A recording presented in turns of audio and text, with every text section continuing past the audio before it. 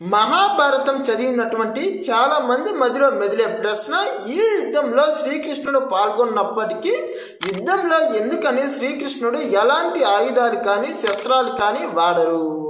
దీనికి గల మెయిన్ రీజన్ను మనం గమనిస్తే, ఈ యుద్ధం ప్రారంభం కాకముందే శ్రీకృష్ణుడు అటు పాండవులు ఇటు కౌరవులు ఇద్దరికి కూడా మాట ఇస్తాడు.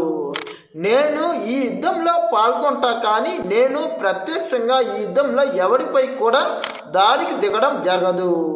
అంతేకాకుండా నేను అసలు ఆయుధం కానీ ఎలాంటి శస్త్రాలను అస్త్రాలను ఉపయోగించే వెసులుబాటే ఉండదు.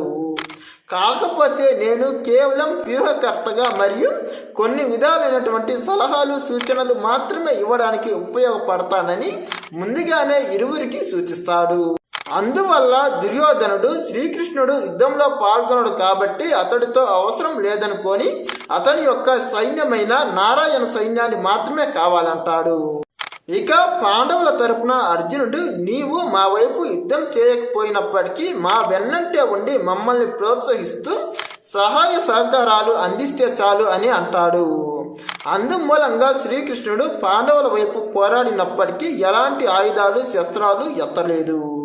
ప్రధానంగా ఒకవేళ శ్రీకృష్ణుడే గనక ఆ యుద్ధంలో ఆయుధాలు వాడి ఉంటే యుద్ధం అనేది కేవలం ఒక్క రోజులో 1 గంటలోనే ముగిసిపోతుంది. దీని మూలంగా యుద్ధంలో ఎవరు గొప్పవారు ఎవరు బలహీనులు అన్న విషయాలు అసలు ప్రపంచానికే తెలియవు.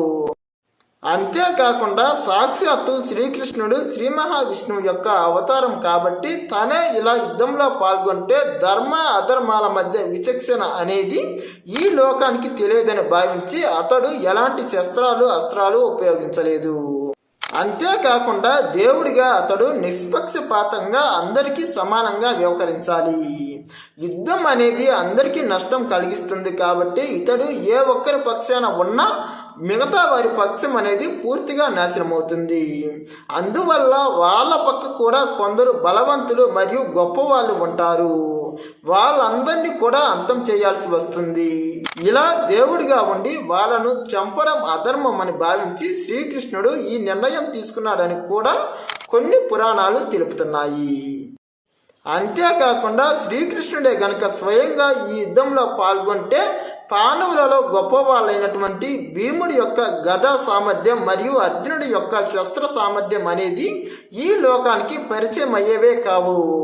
అసలు వాళ్ళ అవసరమే ఉండదు. అందుమూలంగా పాండవుల యొక్క గొప్పతనాన్ని ప్రపంచానికి తెలపడానికి మరియు కౌరవుల యొక్క అధర్మాన్ని ప్రపంచానికి పరిచయం చేయడానికే ఈ యుద్ధం జరిపించాడని కూడా ఒక విధమైన విశ్లేషణ. ప్రధానంగా అసలు ఈ మహాభారత యుద్ధం జరిపించిందే ధర్మాన్ని గెలిపించడానికి.